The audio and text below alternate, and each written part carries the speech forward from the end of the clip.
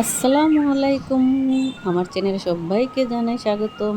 সকালে রান্না থেকে আমি হাফসা বলছি। সবাই কেমন আছেন? আশা করি সবাই ভালো এবং সুস্থ আছেন। আমি আল্লাহর অশেষ রহমতে ভালো এবং সুস্থ আছি।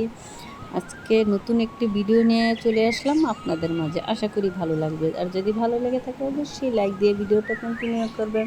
কাছে দূরে দেশ এবং দেশের বাইরে যে যেখান থেকে আমার এই ভিডিওটা দেখছেন কিংবা পরে দেখবেন, সকলকে জানাই অসংখ্য অসংখ্য ধন্যবাদ।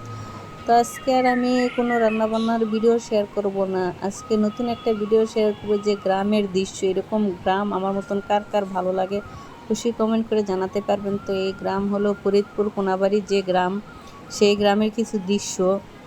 যাই হোক, আমি গ্রামে যাই নেই, তো রাদীফের বাবা গেছিল, তাও আমার জন্য কিছু ভিডিও করে নিয়ে আসলো যাতে আমি সবার সাথে শেয়ার করতে পারি।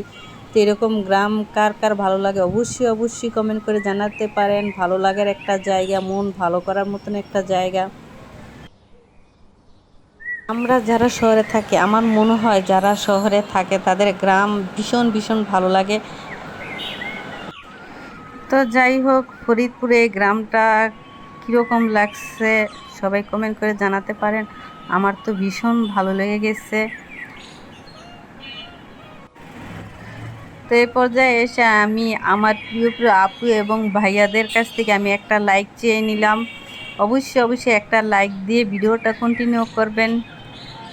এই লাইকটা দিতে কিন্তু আপনাদের কোনো কষ্ট হয় না। যাই হোক, আমার আগের ভিডিওতে আমি দেখছি লাইকের অনুযায়ী কমেন্টটা একটু বেশি আছে, কিন্তু কমেন্ট করতে কিন্তু অনেক সময় লাগে, কিন্তু লাইক দিতে কিন্তু সময় লাগে না। অনেকে কমেন্ট করছে কিন্তু লাইক দেয়নি কেউ। কমেন্টের অনুযায়ী লাইকটা অনেক কম পড়ে গেছে। তাই প্রিয় প্রিয় আপু এবং ভাইয়েরও অবশ্যই অবশ্যই একটা লাইক দিয়ে যাবেন। তো আজকের মতন আমি বিদায় নেব এই ছোট্ট ভিডিওটি দেখে। অবশ্যই সবাই কমেন্ট করে যাবেন, লাইক দিয়ে যাবেন এবং পরবর্তী ভিডিও দেখার সবাইকে আমন্ত্রণ রইল। সবাই ভালো থাকবেন, সুস্থ থাকবেন।